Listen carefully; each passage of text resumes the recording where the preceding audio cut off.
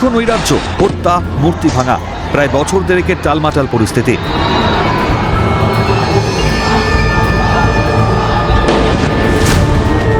নির্বাচন ঘোষণার হাত ধরে কি নৈরাজ্য, অপশাসনের পরিস্থিতির অবসান ঘটবে বাংলাদেশে? এখন এটাই সবথেকে বড় প্রশ্ন। বাংলাদেশে সাধারণ নির্বাচন নতুন বছরের 12 ফেব্রুয়ারি। জুলাইয়ের জাতীয় সনদ বাস্তবায়নেও গণভোট হবে একই দিনে। তবে ভোটে অংশ নিতে পারবে না শেখ হাসিনার আওয়ামী লীগ। হাসিনার দলকে ইতিমধ্যেই নিষিদ্ধ ঘোষণা করেছে মোহাম্মদ ইউনূসের বাংলাদেশ প্রশাসন। এই অবস্থায় বাংলাদেশের সাধারণ নির্বাচন নেহাতই কি প্রহসনের, এমন প্রশ্ন উঠছে। বস্তুত সংরক্ষণ বিরোধী প্রবল আন্দোলনের চাপে প্রধানমন্ত্রী পদ থেকে শেখ হাসিনা ইস্তফা ও দেশত্যাগের পর থেকেই অত্যাচার নামে বাংলাদেশের সংখ্যালঘুদের ওপর। হত্যা, ধর্ষণ, কোনো কিছুই বাদ ছিল না। এর মধ্যেই দেশদ্রোহিতার মতো গুরুতর অভিযোগ এনে গ্রেপ্তার করা হয় ইসকনের সন্ন্যাসী চিন্ময় প্রভুকে। এই আবহে বাংলাদেশে ভোট ঘোষণা একাধিক প্রশ্ন তুলে দিচ্ছে।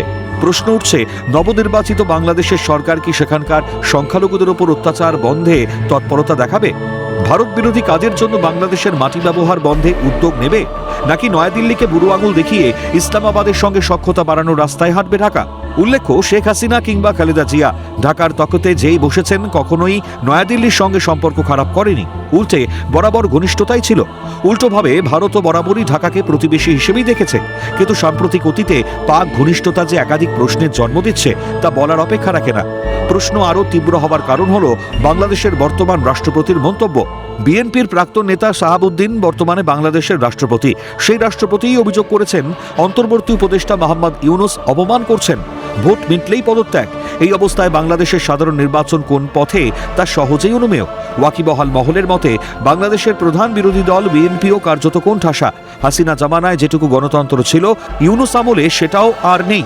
এই পরিস্থিতিতে 12 ফেব্রুয়ারি বাংলাদেশের ত্রয়োদশ সংসদ নির্বাচন। তার আগে নিয়ম মাফিক কিছু কাজ, মনোনয়নপত্র জমা দেওয়া, প্রত্যাহার ইত্যাদি। নির্বাচন ঘোষণা করে বাংলাদেশ নির্বাচন কমিশন জানিয়েছে মনোনয়নপত্র জমা দেওয়ার শেষ তারিখ 29শে ডিসেম্বর।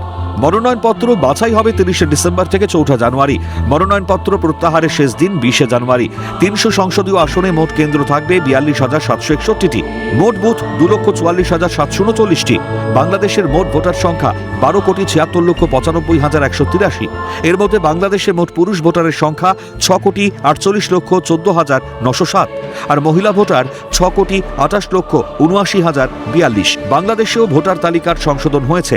বাদ গিয়েছে 21 লক্ষেরও বেশি মৃত ভোটারের নাম। নতুন করে সংযুক্ত হয়েছে 45 লক্ষের নাম। এত ঢাকঢোল পিটিয়ে দীর্ঘ সময় পরের নির্বাচন বাংলাদেশকে স্থায়ী সরকার দিতে পারবে তো? নাকি স্থায়ী সরকারের নামে বাংলাদেশে বাড়বে জামাতের কার্যকলাপ, বাড়বে ভারত বিরোধী চক্রান্ত? ক্যালকাটা নিউজ।